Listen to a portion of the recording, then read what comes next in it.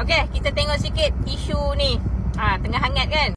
Pasal isu ni kan, aku tengok lah dekat beberapa influencer-influencer yang selalunya pokok-pokok ni kan. Aku nak tengok lah diorang ada komen ke tidak kan pasal isu ni. Tapi korang faham-faham je lah kan.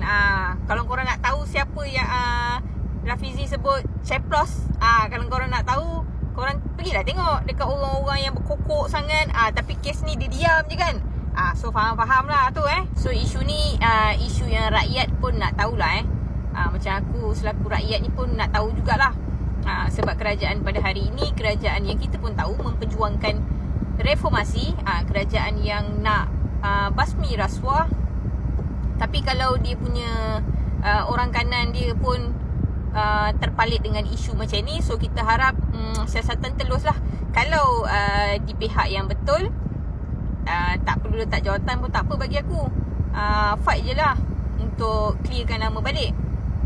Tapi kalau benda tu ternyata betul, so harap tindakan yang tegas diambil lah.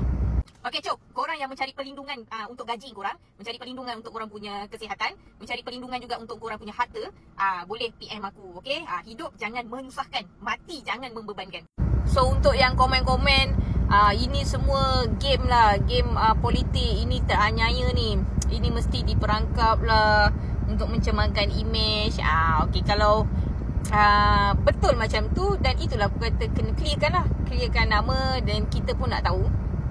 Tapi kalau ternyata betul, memalukanlah, memalukanlah reformasi tu tidak berjalan seperti yang di fight-fightkan dulu.